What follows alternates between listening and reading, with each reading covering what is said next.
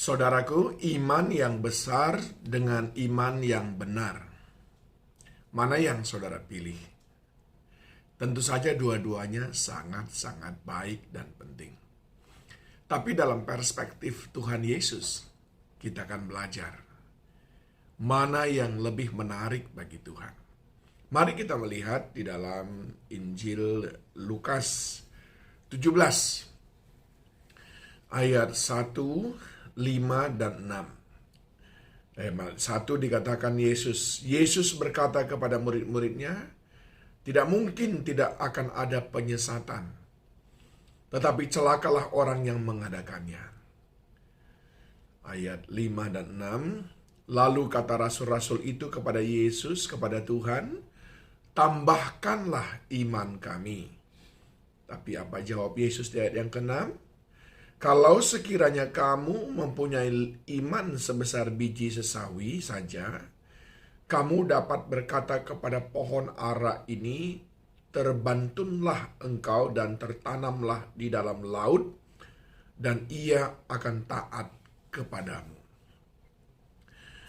Murid-murid meminta tambahan iman supaya iman yang besar.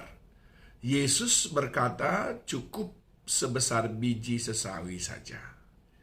Iman yang besar atau iman yang benar? Ternyata Yesus lebih tertarik kita terlebih dahulu fokus kepada iman yang benar. Nah, belajar tentang iman yang benar tidaklah pantas rasanya, tidaklah lengkap kalau kita tidak belajar kepada bapa orang beriman, yaitu Abraham. Nah, bagaimana menurut Abraham tentang iman yang benar? Bagaimana ekspresi daripada iman Abraham?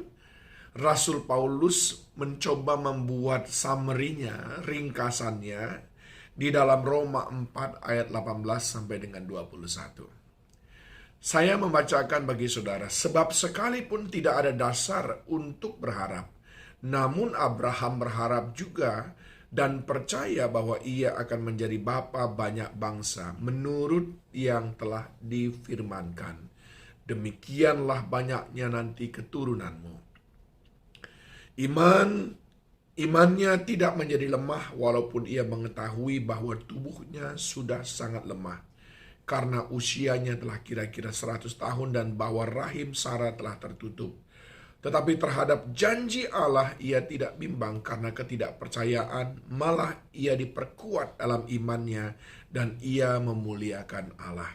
Dengan penuh keyakinan bahwa Allah berkuasa untuk melaksanakan apa yang telah dijanjikannya.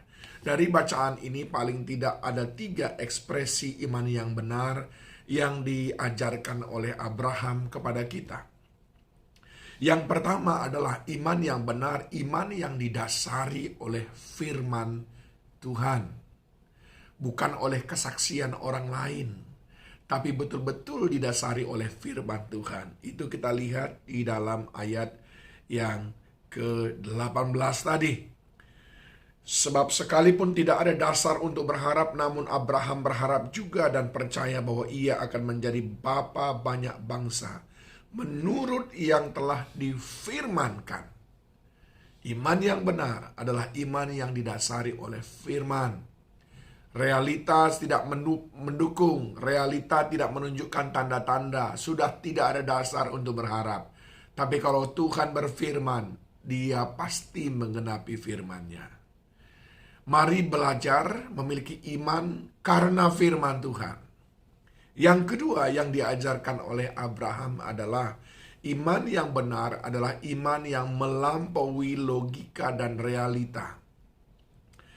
Dicatat di dalam ayat yang berikutnya, imannya tidak menjadi lemah walaupun ia mengetahui bahwa tubuhnya sudah sangat lemah karena usianya telah kira-kira 100 tahun dan bahwa rahim Sarah telah tertutup. Instrumen-instrumen di dalam tubuhnya, bahkan di dalam pikirannya, memberikan pesan kepada hatinya.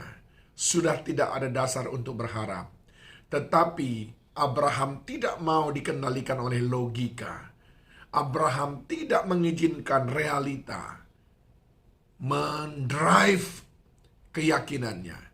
Tapi dia tetap hanya berpegang kepada apa yang dia sudah dengar dari Tuhan.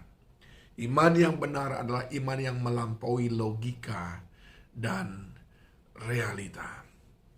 Yang ketiga, iman yang benar adalah iman karena pengenalan akan siapa Allah. Iman karena pengenalan akan siapa Allah. Lihat ayat berikutnya, tetapi terhadap janji Allah ia tidak bimbang karena ketidakpercayaan, malah ia diperkuat dalam imannya dan ia memuliakan Allah. Dengan penuh keyakinan bahwa Allah berkuasa untuk melaksanakan apa yang telah ia janjikan. Oh, Abraham kenal sekali siapa Tuhan.